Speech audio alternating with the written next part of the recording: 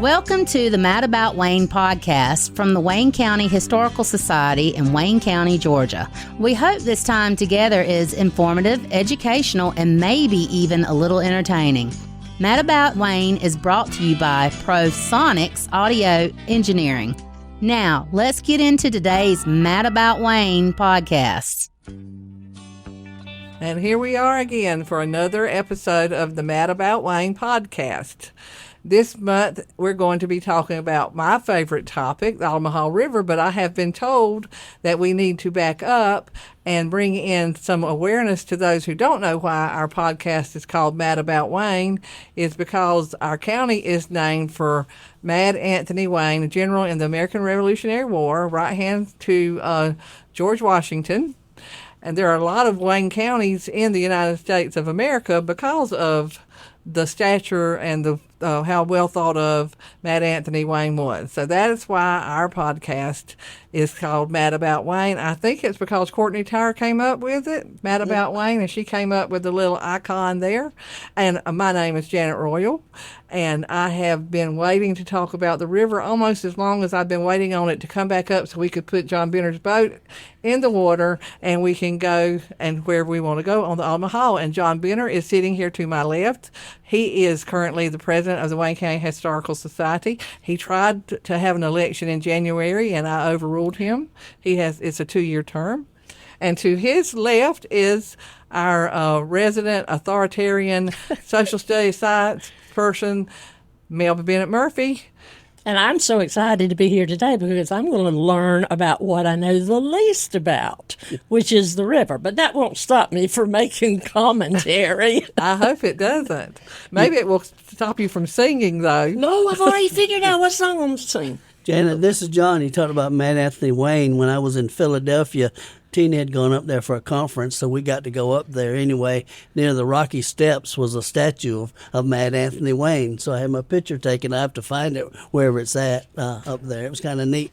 Well, you need to bring it so we can see if we can tell you apart from the statue. Yes. So that would be great. Well, we're going to talk about the Altamaha. And the first thing we're going to say about the Altamaha is you got to know how to say it. There are lots of broadcasters around the world that do not have a clue how to say Altamaha. And get on my last nerve. I don't know why it's so hard, but that haw, you got to have that haw on the end like the Mayhaw jelly.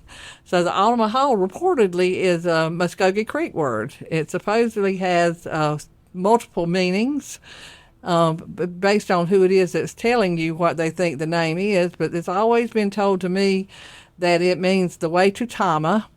Tama was a significant Indian village at the confluence where the Oconee and the Ocmulgee come together to make the Altamaha. It actually collides. The two rivers actually collide and make a T, and the T comes down, and that's the Altamaha. It goes all the way to the coast and exits at the Atlantic Ocean. And it's a 137 miles long unless you're Doug Lewis.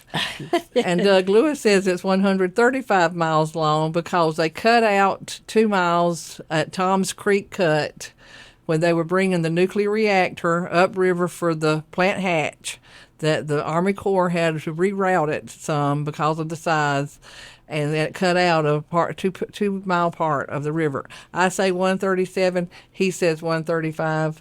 I believe I'm right. And it's 72 miles of river for the Wayne County border. We border Tatnall, border Long, and we border McIntosh, all the way down. And the river is actually why we're here, how we actually got to be the community, the county that's Wayne County. Melba has alluded to it in a previous podcast where she said it was the transportation corridor. It was the interstate highway of its day. And a lot of the Native Americans, Creeks and Uchis and Walies, the Native Americans kind of when tribes would get decimated, they would join forces so that they could survive. But it was not heavily populated with Native Americans in our part of the world. August probably sent them somewhere else. August can be formidable in our part of the world.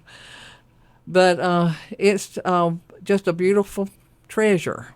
Everybody should have an Altamaha River, and we should do everything we can to protect it, preserve it, and promote it. That's my 3 P's. There you go. 3 P's. And we were talking about before everything began that it's listed as one of the 75 most gorgeous places in the world by the Nature Conservancy, one of the last great places, Georgia's Little Amazon. And it's undammed. The whole length of the river is undammed. It's only crossed, all right, help me here, John 5. Bennett. It's crossed 5 times by rail and highway. That's what I read. And so it's virtually undisturbed.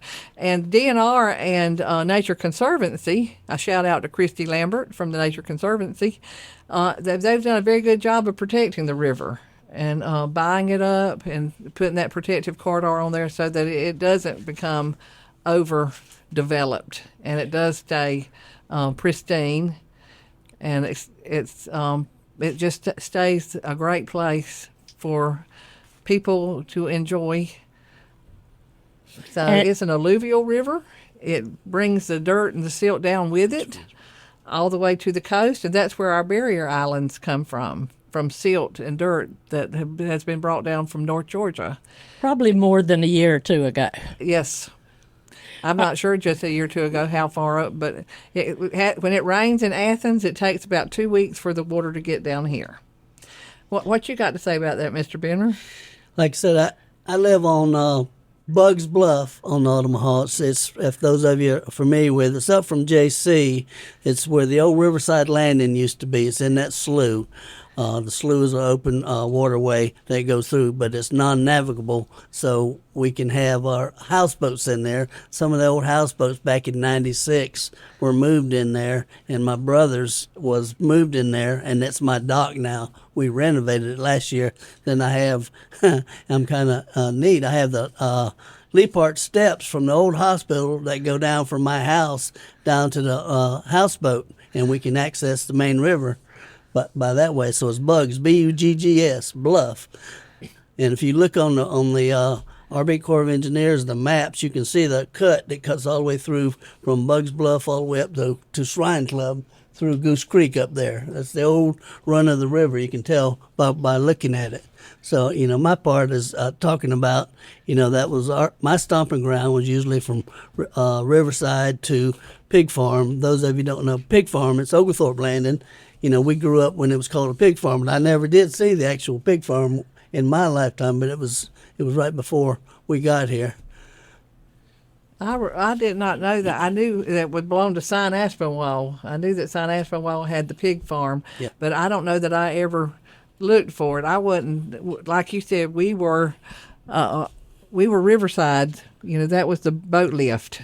There was no JC at all. JC was blown out of the side of the bluff by correct. The JCs, and I believe the Army Corps worked with that. And Fort Stewart, were you around for that? No, but I was off at school. But JC's, helped with that down there, and Kevin Purvis, my old roommate, was instrumental in helping a lot of the engineering and getting it done down there. And was G.A. Nasworthy instrumental in that? I heard that name. Yes. Yes, I think Yes. he and maybe Kenny Bryant. I'm Kenny sure Bryant. once it got started, but I think the IGA used to be Georgia Power here in. He was originally from Waycross, but he came over here and was here for a while, and that was an industrious man. And yet, when somebody wanted to say something about him having a part, he said no, he didn't want his name brought up. So. Well, they were quite a group. That group of JCs. It was Kenny Bryant and Bob Smith, Bill Schumann, Roz Murphy, John Carter. We did when the JC Landing Authority was redoing the landing and getting that bait shop started back up after the River Authority was created by the county commissioners. We did I don't know. It wasn't exactly a ribbon cutting. It was some kind of memorial, affair. and I think it was recognizing the people. We brought all of them back down there. I think that was about the time it was the zenith of JC's. So and it's coming back. It's coming back really well. Well, good. And we just finished Boardwalk Phase 2. Construction part of that is getting wrapped up. But we got to do the interpretive signage, and the Boy Scouts are building benches. But JC was really promotable, and we really promote because of the access to the highway. It is the closest landing to a major highway on the Altamaha River. The other landings, there are 22 landings on the Altamaha, the length of the Altamaha, but most of them there's a dirt road involved. A lot of dirt road involved, but JC is right there. It's paved all the way. So let's go back and let's go back and talk history a little bit, ma'am. You can talk history a little bit. I can talk history. You have the when the settlers came, whenever America was discovered, like it wasn't sitting here the whole time. The settlers came in and they followed the Indian trails. They followed the Indian trails for their transportation corridors. And the Native Americans, I apologize for Indians, but that's how we kind of grew up. But they followed the animal trails. So they knew where they were going by how the animals traveled. And we had the trail that came down. The Alachua Indian Trail was a major trail that came through, and it was called the Alachua Indian Trail, and it went down into Alachua County, Florida, and that's how that county got its name, where Gainesville, with those people that wear those ugly orange and blue uniforms. I got nothing to say about that. We don't understand why people support them. But you're blue and white, right? That's you. You're blue and white. Blue and white, George Southern. So, who are in the finals of the basketball. Oh, are you Sunbelt now? Tonight. I'm gold and black. I'm not. I'm red and black. I got several colors. Past that.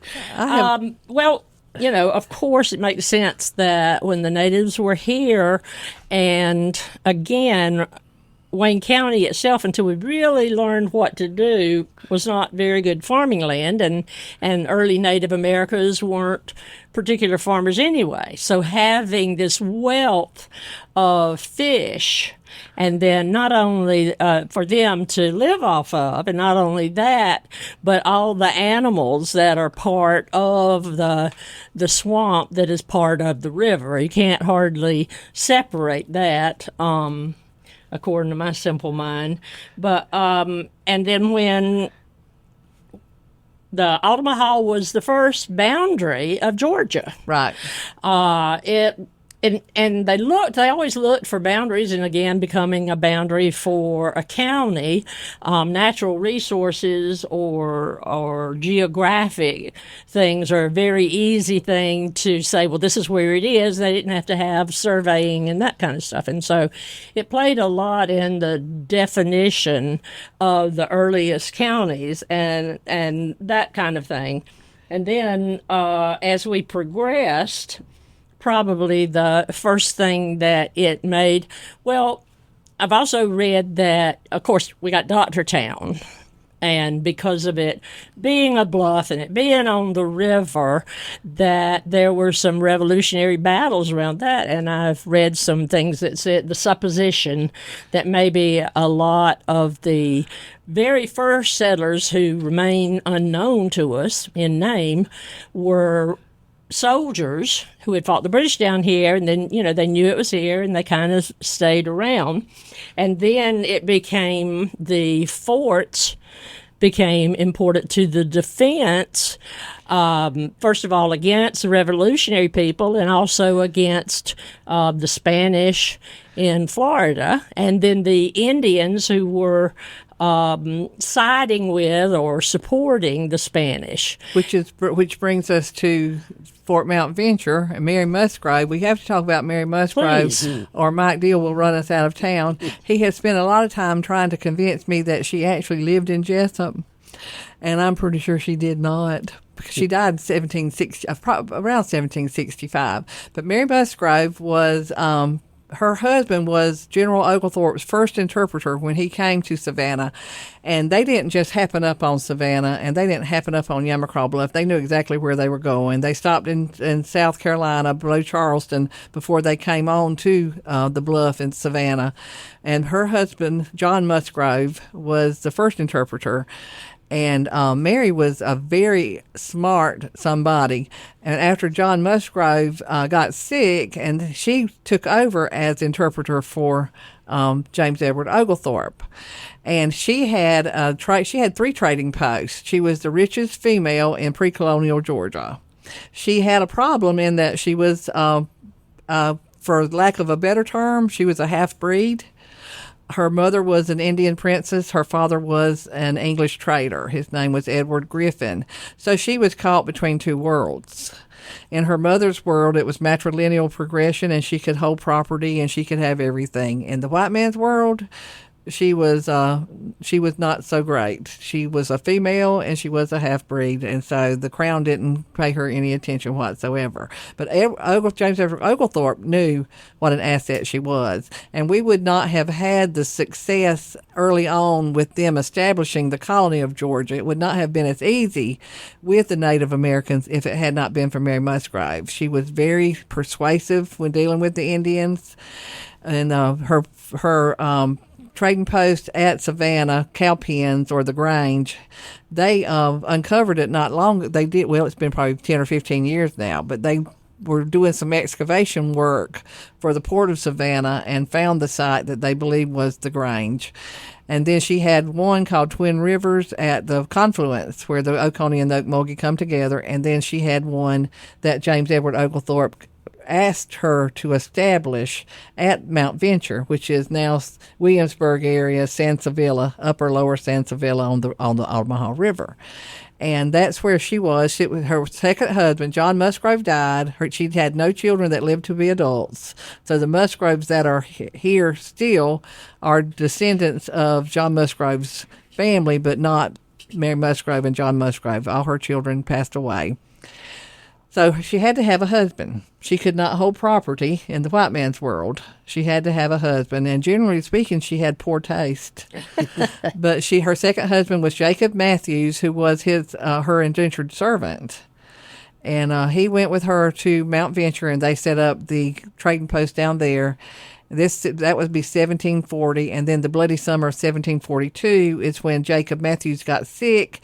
She left Mount Venture with him to go to Savannah to seek medical treatment.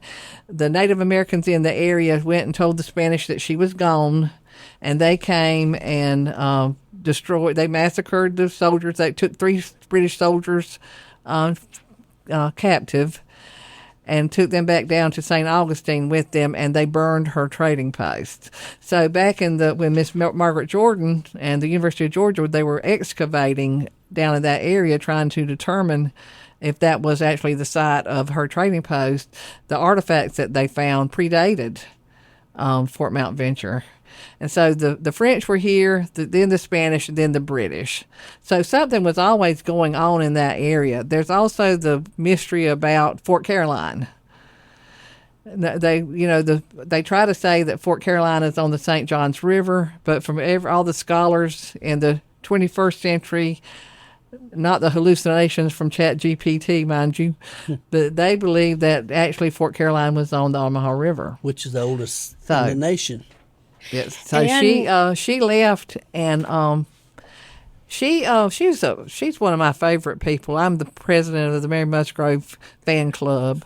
But Oglethorpe left the colony for the last time in 1738. Don't hold me to that. Might be a little later. I can't remember. But he gave her his family ring because the royal governor, would not pay her for her services, and she wanted to be paid for her services.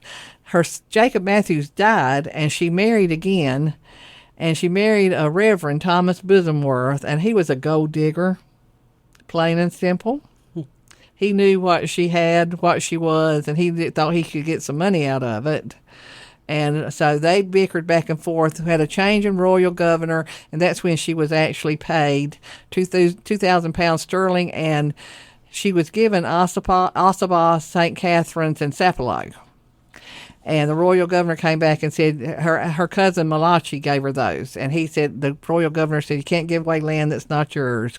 Well, the Native Americans didn't think you could own land. They thought you were part of the land. So she ended up with St. Catherine's, and that's where she died, and she's buried somewhere on St. Catherine's. And I'm going to find me one of those ghost whisperers and we're going to go right around St. Catherine's and see if we can rise her up, find out where she is. What about the Musgrove Plantation on Now, St. Simon's? that's a affiliate. She lived at Fort Frederica. Okay. She lived at Fort Frederica at one time, on the middle row of houses, like the second one on the left.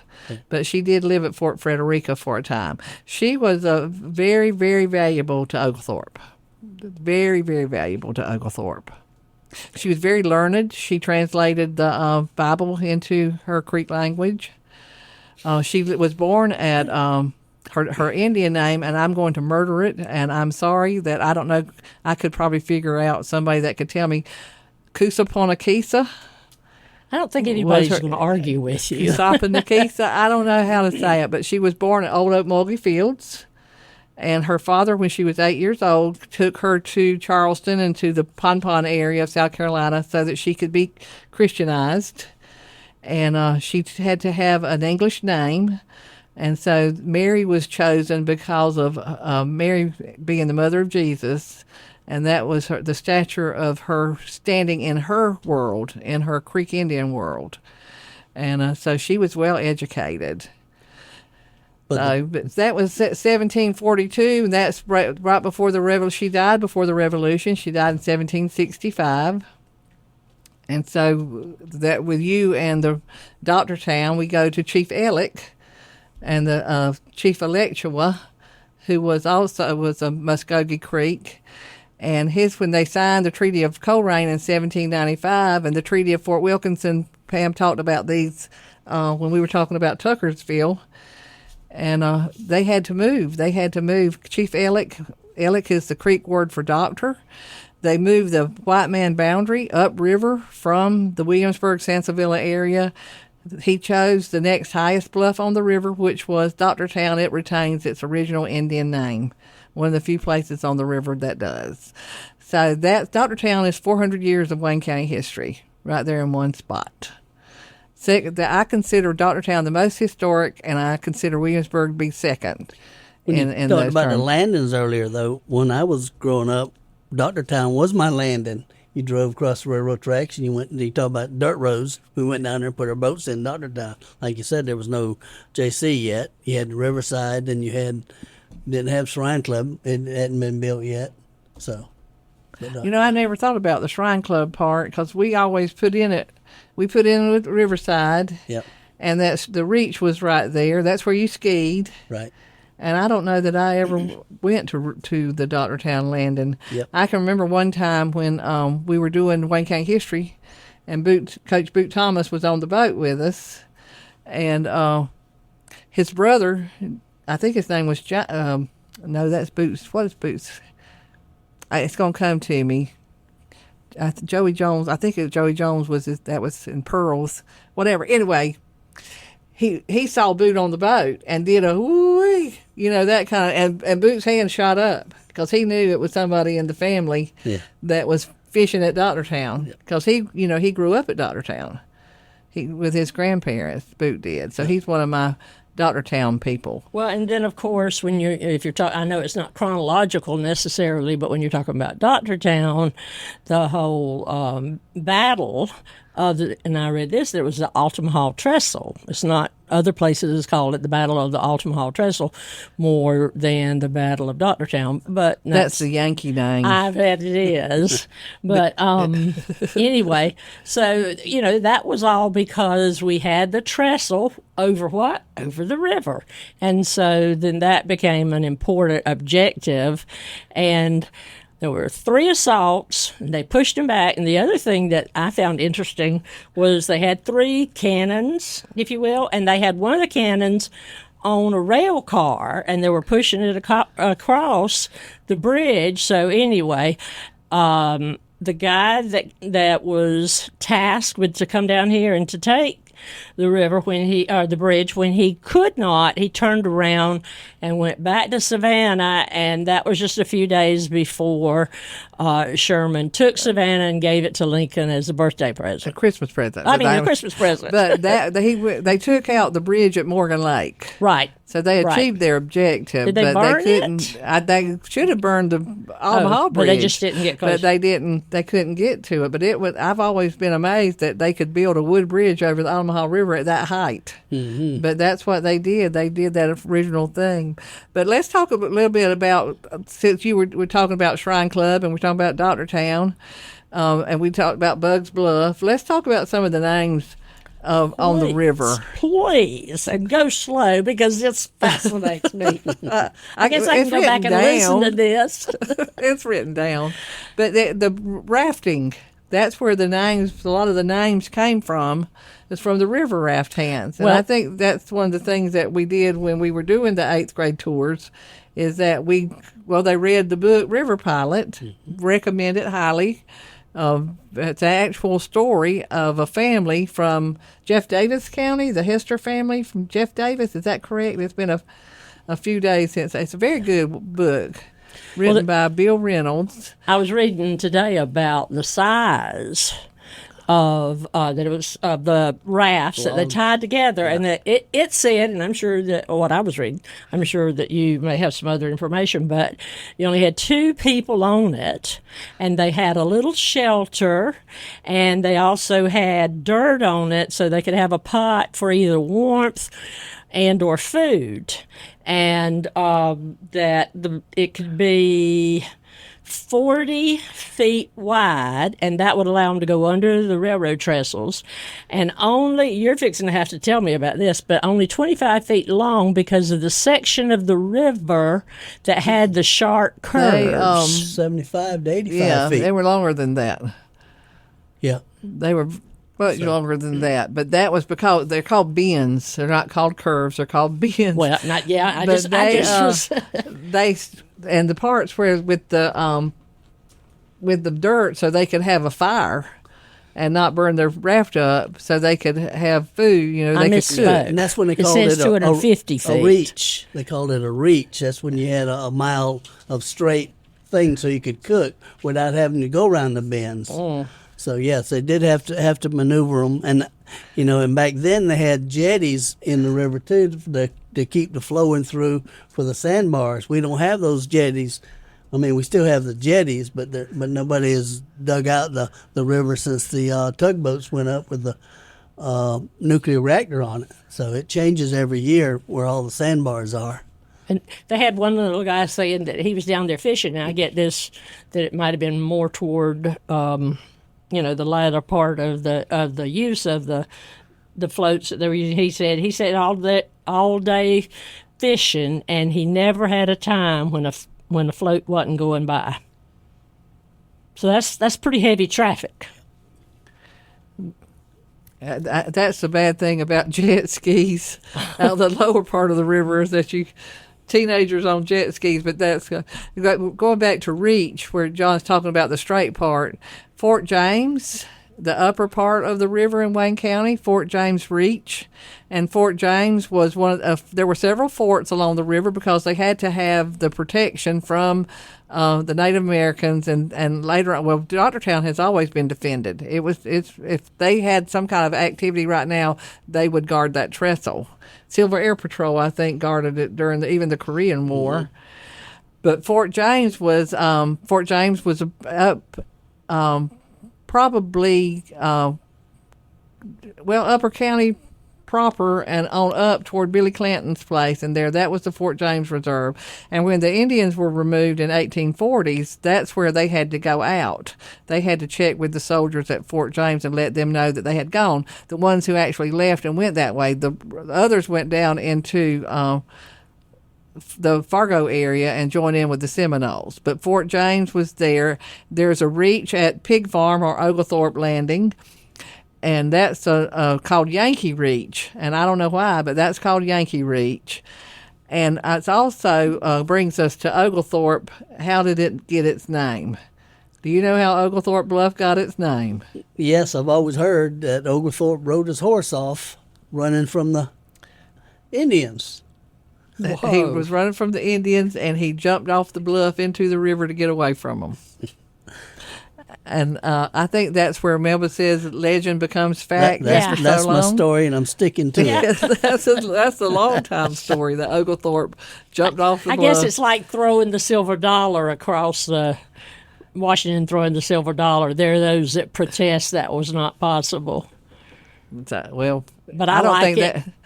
I think that was probably Oglethorpe was a diarist. He wrote every day, and I've never read his diaries. I think they're at Oglethorpe University in Atlanta has a copy of his stuff. But I probably we need to check that out sometime to see if he wrote today. I jumped off the bluff. Today I survived jumping way off. But sounds like Clint Eastwood to me. Running and jumping the. Oh, did Clint Eastwood do that? You were talking about the names, some of the different things. You remember we put up names of the certain places along Fort Barrington, Yes. Uzo River, and we had Dick Swift all the way down the river. Jan and I, we had different people putting them up, and they stayed there about a month. Everybody liked them more than us and took them.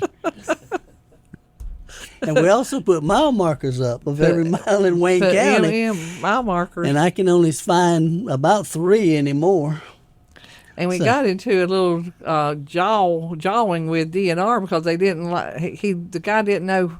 He didn't agree with our mile markers. And I said, well, I'll tell you one thing. I know this for a fact, that if you're lost in the Altamaha Swamp and mile marker 72 is the last one you saw, you don't care whether it's really mile 72 or not, as long as somebody can come and get you. Well, that's what was the guy's name? Survivor Man or whatever came. It was one place he did not make it all night. He called for them to come get him out. That was in Altamaha, on the Altamaha Swamp. Yeah.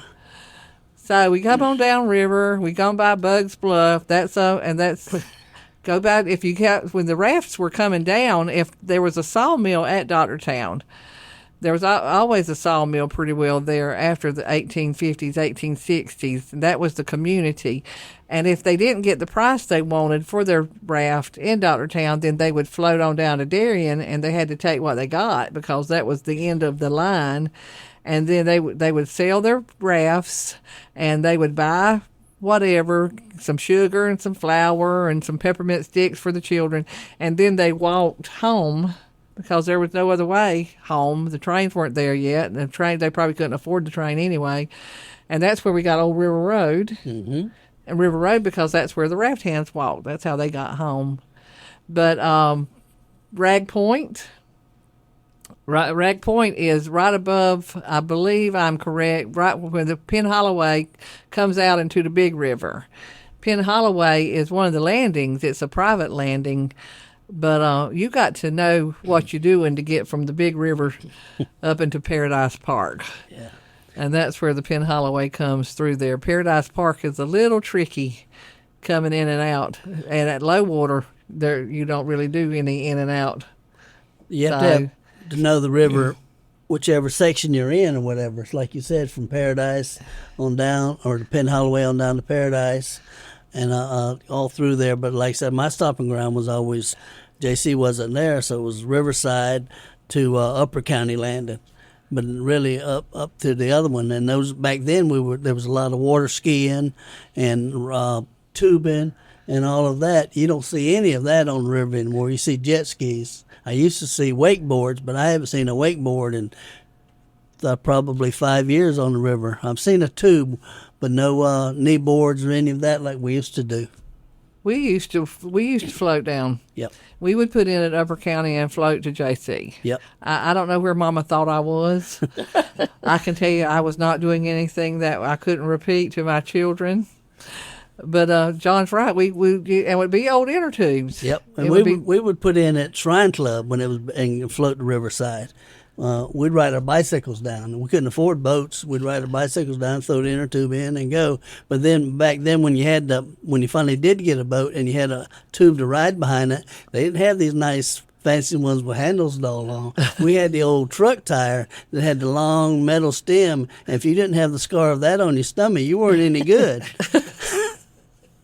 So A lot of times with your brother down there. Fred was down there a lot of times out on the sandbars and skiing. He taught me to ski. Not that I'm athletic at all, but I was able to get up on the river. And, It seems like there was always water in the river back then. Yep. Yeah, I don't remember. Maybe Uncle Warner didn't take us when it was low water. Maybe I don't know. But with skiing and tubing and all, it seems like there was always plenty of water in the river, and that's not always the case. I know it's coming back up. It's about what 7 or 8 right now. Yeah, so speak to canoes and kayaks. The Altamaha River run that Janet does, like I said, whenever they do it from Upper County Landing to Riverside, I always help or try to help in there because that's my stomping ground part of it. And I usually have the pontoon boat, so I'm usually the safety boat in the back. But when they go downriver from where... go from Williamsburg to Altamaha Regional Park. Yeah, that's that's farther down. That's with the Bartrams. And the Bartrams came through in the mid to late 1700s, 1755, 1775, 1760. I've been Bartraming for a while now. But they found the lost Altamaha Gordonia, the Franklinia Altamaha, and that's when the Altamaha had that extra A. But I've always been told that you don't pronounce the extra A, that it was still Altamaha. But the only time that it was found in the wild with botanists there to drawing and all was the Bartrams, October 1st, 1765, and the last time it was seen in the wild was 1803. So the only reason that we have the Franklinia Gordonia, Franklinia Altamaha now is because of William Bartram putting seeds in and taking them to the Bartram Garden in Philadelphia, where you could have run up down the rocky steps and had your picture made with Mad Anthony Wayne. Correct. And when now that you're talking about that, it is the largest concentration of rare and endangered species in Georgia. That's 120. 11 endangered mussel species, 7 that are found nowhere else. It's a treasure. There are people that actually go out there and look for salamanders. I mean, what kind of a good day is that? Load up, let's go look for a salamander. So, but yeah, it's well known for the flora and the fauna, and even with the stuff like you were talking about before with the Native Americans, they lived off the river, and they lived from the river swamp. And that's what the white man learned to do. You know what to eat. You knew what would grow. The mayhaw jelly. Mm-hmm. You knew what fruit from the vines were good. That comes at certain times of the year and all. Well, I guess we need to take a little bit of a break here and come back and move us on into the 1900s and get some more done. The Mad About Wayne podcast from the Wayne County Historical Society in Wayne County, Georgia, is brought to you by ProSonics Audio Engineering. From radio and podcast production to the recovery, restoration, and enhancement of tape recordings, video soundtracks, and phone recordings, to providing live sound services for corporate events, festivals, and houses of worship, ProSonics Audio Engineering is your go-to for all things audio. For more information, call or text 912-297-9911 or email prosonics@icloud.com. ProSonics, the science of sound. All righty, we're back from break. I want to give out a big shout out to Butch Hubbard, Jessup Broadcasting, WIFO Radio, and thank him really big for letting us use the studio. It's nice to have this wonderful sound area. I don't know what you call it, but anyway, thank you, Butch. And at one time I got Bob Morgan on the boat at one of the Day for Wayne. Bob Morgan is not a fan of boats or the river, and we were on the pontoon boat. It was I don't know if, John, you remember this day, but anyway, I stood up and started walking, and Bob got all excited because he didn't know you could walk on a pontoon boat. But he's real hard to get on the river, old Bob we started taking on water that time you had Peggy on there. Yes, it did. We had it overloaded kind of. We had to move. We had to shift the weight around. You didn't need to bring up people's weight. Wasn't it? It was. We had to get that thing balanced right on out. Okay, what we're going to talk about, Melba? Well, why don't I wind this up with the economic part, since I get so excited, and I know this is such a nerdy thing to do, but when you look at the intersection either of, as we always talk about, geographic determinism and the people, or the people and the technology. So those are the kind of things, they're just such subtle things that they're often miss, but I think we've made the point about the significance of the river right from the get-go. But there were other things too. One of the things you can say that not just from a political viewpoint, but also from an economic view, I just don't. It'd be interesting to see somebody add it all up. I was reading about the Barwick family. And then in about 1902, and then all the way, especially people talked about through the Depression, and they would start fishing, and that there were no jobs to be found, particularly at this time when he began, and he was getting 2 cents a pound for dressed fish, which today would be 90, and of course that might have been several years ago when that was written. And then a man came from Soperton. He was another Barwick with his father, and they were doing like 500 pounds of shad a day and catfish. And again, we're talking about the intersection of all the various things. They said the best time to fish for the money was during Lent. And they would take them and put them in barrels of ice and ship them up to New York and Baltimore. And the man was saying he once had a 360-pound sturgeon. And they were also hunting alligators. And on one day, they caught 48 gators, and they were averaging $1 a piece for the hide. Oh, wow. Oh, that sounds depressing, doesn't it? It is. I'd have paid them. Particularly for the alligator. Yeah. Right.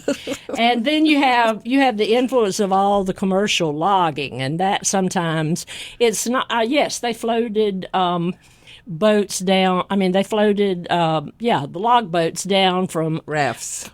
Thank you very much, and that was influential. But they were also getting a lot of the particular kinds of wood that were in the accessible parts of the river or right on the riverbanks were quite unique. And I was looking in that Portraits of the Past Wayne County book, and they were talking about that they had gotten like 240 pieces of lumber out of just one tree, because especially down at the bottom of it, how huge it was. And I think one of our friends who had something to do along the river or was enterprising and all, he built his kitchen and den and a couple of other rooms in his house out of hard oak pine that was down there. And the USS Constitution was built from Altamaha oak. Yes. And the other thing is they were also they were using also, we didn't say about cotton. They were using the river to transport cotton, and a lot of the woods, a lot of the fish, and the cotton was being sent overseas. It went as far as India, but a lot in Europe. And then, of course, we get a lot, and the Historical Society works closely with the Tourism Board, and again, we'd have to get a calculator and add up how much money we get from people coming from all over, not just Georgia, but the United States, and they'll come down here and they'll hunt hogs, they'll fish, and they'll hunt deer. And, one man just not too long ago, he was saying, I would come from anywhere in the United States just, to come back here and get this, kind of iconic area. And it's natural, all the natural resources. In 1954, we got Rayonier, which became ITT Rayonier, and it's something else now. Yes, they changed their name. I know. So yeah, that's how they reorganized too. But they, on the average, they have employed like little bit under 1,000 people. They are a multi-billion-dollar entity throughout the Southeast, and a lot of it coming right from this area. So, I mean, you look at the taxes, the tax base, and how that's contributed. And it was very interesting because it was a nice intersection.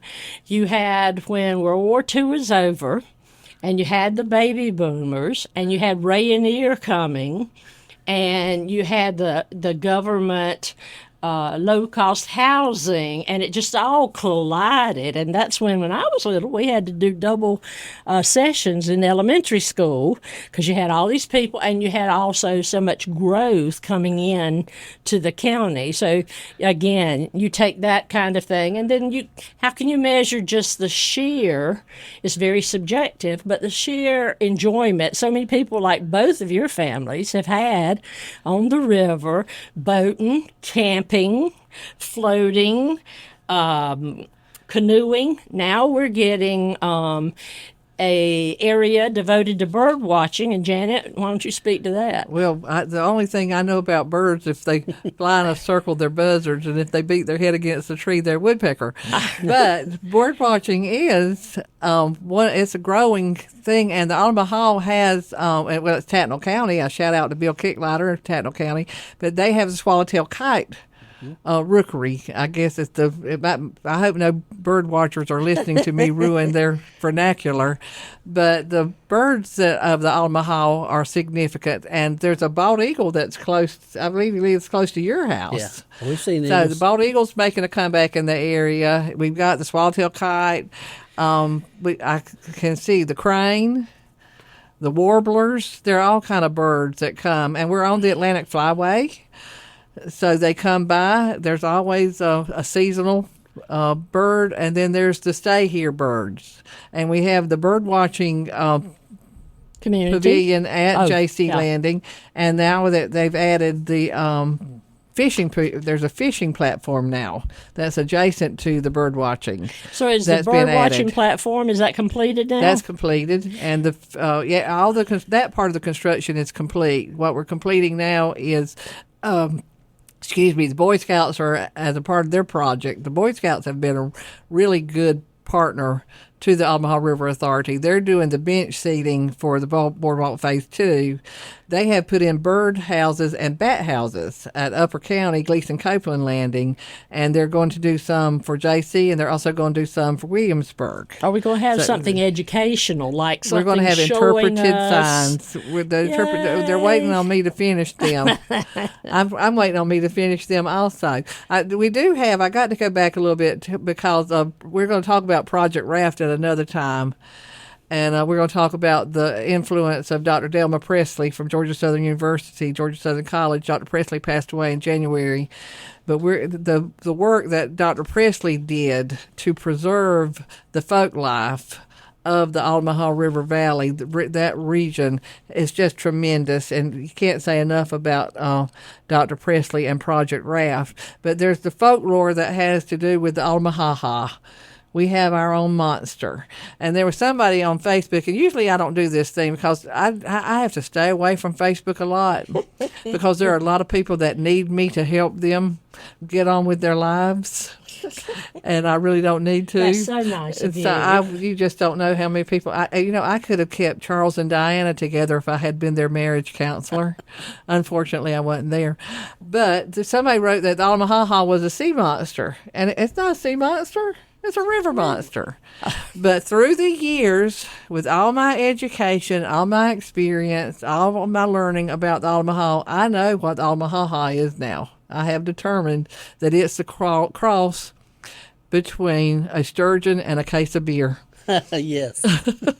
There's got to be some alcohol involved when you see the Altamaha. And if you don't know, that's where the caviar comes from. The sturgeon's from the Yes. Altamaha.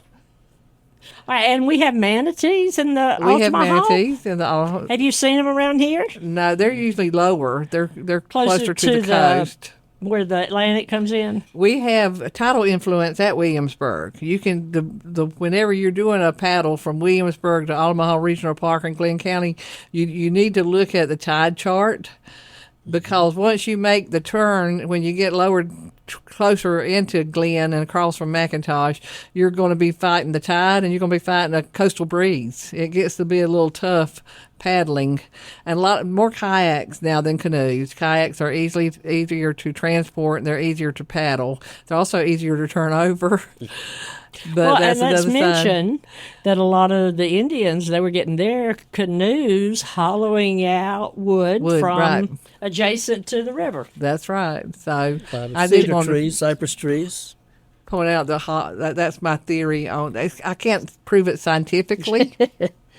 I think there's a lot of women that give you a vote on it. McIntosh County Darien has a model of the Altamaha, but I don't know where it has ended up. But Is it? you can Google it. Is it Lyons you that can does see it. the theater, the Altamaha? I think so. And Fort King George at Darien, there were forts: Fort Barrington, Fort Defense, Fort James. We had forts all along. Well, it was supposed to be like every 10 miles, and that's going back to maybe even pre-revolutionary time when we were really competing. John, what were you trying to add in between us, between we women? Like I said, just when we take the children down or the kids down during our days when you were at middle school. She was the principal at middle school. My wife was a teacher. We would take 99 eighth graders on the river. Everybody take a big sigh. Anyway, they were great. A lot of them had never been on the river before. Didn't know we had one. And we'd take them out. We'd have 4 different pontoon boats, and we would take them from JC was built then all the way up to Oglethorpe, and then we would swap. We would go down to Doctortown, circle back, all the way back up and pick up another group. While the other group was getting ready, they were learning the tall trees, how to do the math to figure out the shadows. It was interdisciplinary. Yeah. And my job was I grilled. I ran the grill. The lunchroom, they would pack everything. They had to have a school lunch. They want that school lunch participation. But they would pack the hamburgers and the hot dogs, and we would cook them at the landing. And that's where the kids came and ate their lunch. And they would also make rafts themselves, and we would launch them from the pontoon boats. And we have a child's raft in the Heritage Center.